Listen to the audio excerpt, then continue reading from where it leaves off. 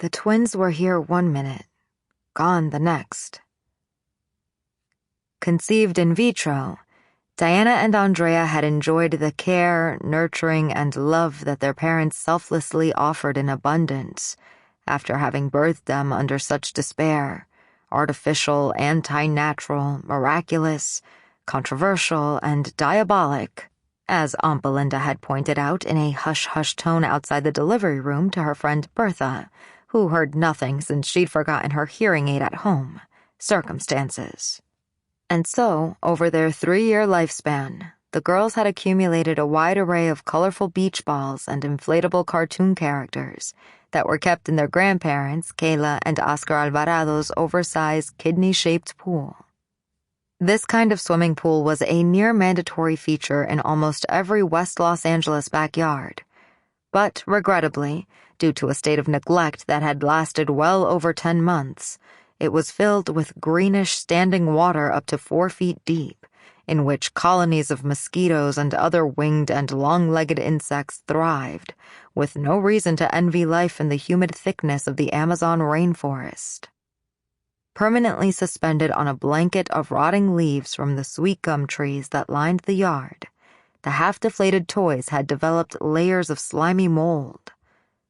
But still, the girls loved their toys and knew where they were, even in the after-dusk darkness. And so Diana tried to reach a mermaid and Andrea a hippo, and both girls fell in, one right after the other, while Grandma Kayla opened the door for the pizza man. It was 6:48 p.m. Holding the large deep-dish pepperoni and anchovy pizza warm in its box, Kayla called her granddaughters for dinner, searching for them in their secret hideouts around the house. Not quite 60, she moved about the rooms with the agility she had perfected over years of yoga practice. Her complexion showed barely a wrinkle, mostly ironed out with a little Botox here and a little filler there. A meticulously selected strand of gray hair fell on one side of her forehead. The rest of her soft curl bob she colored dark brown. She first went out the back door to the end of the yard and checked in the detached garage, home to everything but cars. Oscar had used the right side of the space as a gym before he acquired the habit of watching the Weather Channel for 8 hours at a time. Now, the dumbbells, the Nautilus, the treadmill, and the Soloflex were under a tarp, waiting for the next guilt-driven exercise outburst, which would not come.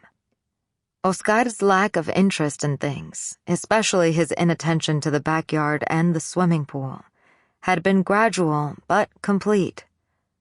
Her husband of 39 years, a passionate, entrepreneurial, honest, faithful, charming, thinker, and achiever, was no longer himself, and so her vagina became off-limits to him at the same time the backyard went feral. Next to the exercise equipment were 3 bikes last ridden 12 years ago. The blue one belonged to Claudia, Kayla's firstborn. The pink one was Olivia's, her second daughter and mother of the twins. And the red one with the basket was Patricia's, the youngest of the 3. To one side of the bikes, a file cabinet, which Oscar kept under lock and key, acted as a partition wall. Its top drawer contained folders and more folders filled with love letters, postmarked in the 70s by the Mexican and the U.S. Postal Services, organized chronologically. The second and third drawers stored tax returns going 10 years back, just in case.